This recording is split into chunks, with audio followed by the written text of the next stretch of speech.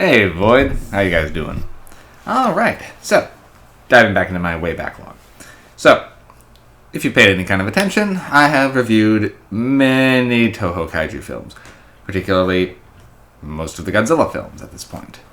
Well, that's hardly enough for me, so I'm going to keep going into anything related, which the Mothra collection is definitely on there. So we're just going to go through each part in its own episode, so we're on part 1. Rebirth of Mothra. Now, this one came out circa 96. And Mothra is, other than, essentially there's 3 big ones for Toho. Godzilla, Mothra, King Ghidorah.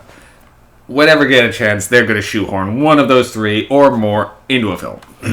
And so they decided to give Mothra her own franchise. So the original Mothra film was a one-off, and actually I rated very highly on here. It's a very well done film. Now, in the middle of the Heisei era, Godzilla was kind of going through a much more kind of darker era. So they decided to make things light and fluffy and give Mothra her own series.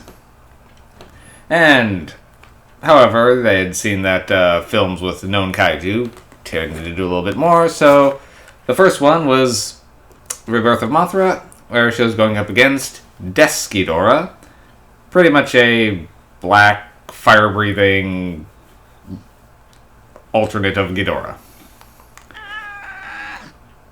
Yes. So, now, this film in Japan was just called Mothra. So, but over, when it was released over here, this was before we got into the habit of just renaming movies, looking at you, Halloween, by the same as their original, so they decided to differentiate it and just call it Rebirth of Mothra.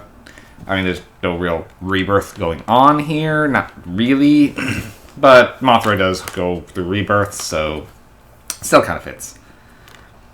Anyway, so this ones are much more family-oriented.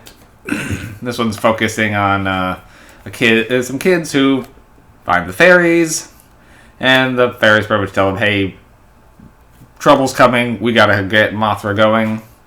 So, the fairies are kind of constant characters throughout all 3 of the films. Maul and and their names kind of shift around a little bit based on translations, but Maul and Laura, or Lola, depending, are the 2 twins, and this one there's actually an evil sister called Belvera, who's riding around on a little mechanical dragon herself.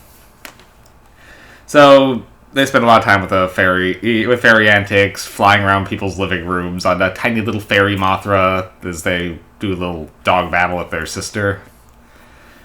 So it's definitely aimed more for kids, but it's still decently entertaining. And anyway, Death Ghidorah has been sealed. Sealed is broken. Out pops giant flame-breathing monster who's trying to absorb all plant life as life energy and grow stronger and burn everything to the ground. Well, Mothra doesn't cotton to that and has to step in. Though definitely has some problems, well, I guess he does pretty much get like a rebirth, glow up, and then takes out the monster. And that's kind of the formula for most of these films. I'll go into more details along the way. I'll say Death Ghidorah is probably one of the stronger designs for these films. Getting the 4-legged Ghidorah look was working. It was at least a different take, and while it looks akin to King Ghidorah, it at least looks enough like a different animal. So that was working for me. Overall, it's 5 MacGuffins. It's a fluff piece, but it doesn't really overstay its welcome much. Alright, all on this one, Void. See you soon.